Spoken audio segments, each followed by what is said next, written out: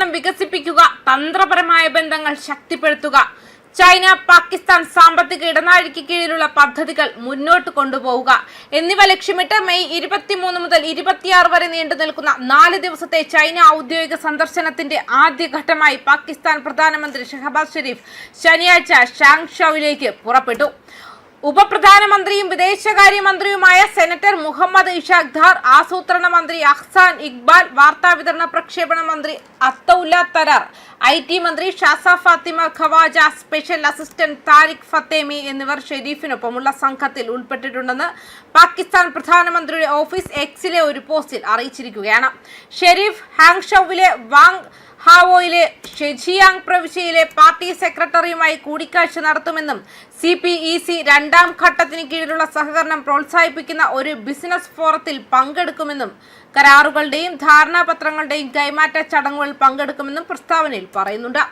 പ്രമുഖ ചൈനീസ് കമ്പനികളുടെ CEOമാരായി അദ്ദേഹം കൂടിക്കാഴ്ച നടത്തുകയും കൂടുതൽ നിക്ഷേപ ചർച്ചകൾക്കായി ആലിബാബയുടെ ആസ്ഥാനം സന്ദർശിക്കുകയും ചെയ്യുമെന്ന് പ്രതീക്ഷിക്കുന്നുണ്ട്. പിന്നീട് അദ്ദേഹം Chinese president Xi Jinping, premier Li Qiang എന്നിവരുമായി ഉന്നതതല കൂടിക്കാഴ്ചയ്ക്കായി ബീജിംഗിലേക്ക് പോകും.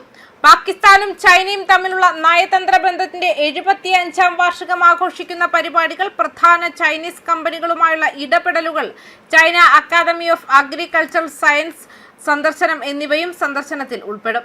Pakistan China all weather strategic cooperative പാർട്ണർഷിപ്പിന്റെ നിലനിൽക്കുന്ന ശക്തി ഈ സന്ദർശനം വീണ്ടും ഉറപ്പിക്കുമെന്നും CPEC വ്യാപാരം, നിക്ഷേപം, കൃഷി, IT, ശാസ്ത്രം, ജനങ്ങൾ തമ്മിലുള്ള വിനിമയം എന്നിവയിലെ സഹകരണം മെച്ചപ്പെടുത്തുമെന്നും വിദേശകാര്യ ഓഫീസ് കർട്ടൻ റൈസർ പ്രസ്താവനയിൽ പറഞ്ഞു.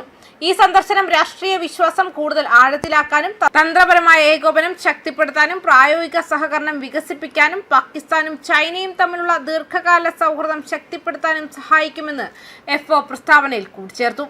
US ഇറാൻ സംഘർഷം ഉൾപ്പെടെയുള്ള പ്രാദേശിക സംഘർഷങ്ങൾ സന്ദർശന വേളയിൽ ചർച്ച ചെയ്യപ്പെടുമെന്ന് FO വക്താവ് താഹിർ ആൻഡ്രാബി പറഞ്ഞു. ഡോൺ റിപ്പോർട്ട് പ്രകാരം US ഇറാൻ സംഘർഷം ഉൾപ്പെടെയുള്ള പ്രാദേശിക സംഘർഷങ്ങൾ ഈ സന്ദർശന വേളയിൽ ചർച്ച ചെയ്യപ്പെടാൻ സാധ്യതയുണ്ട്.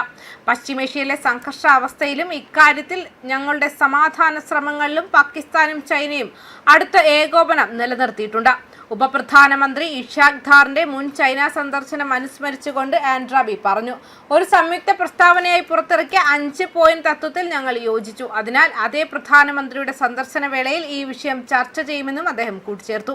മാത്രമല്ല US ഇറാൻ സംഘർഷം ഉൾപ്പെടെയുള്ള പ്രാദേശിക സംഘർഷങ്ങൾ സന്ദർശന വേളയിൽ ചർച്ച ചെയ്യപ്പെടാൻ സാധ്യതയുണ്ട്. പശ്ചിമേഷ്യയിലെ പ്രതിസന്ധിയിലും ഇക്കാര്യത്തിൽ ഞങ്ങളുടെ സമാധാന ശ്രമങ്ങളിലും പാകിസ്ഥാനും ചൈനയും അടുത്ത ഏകോപനം നിലനിർത്തിയിട്ടുണ്ടെന്നും വ്യക്തമാക്കിയിട്ടുണ്ട്.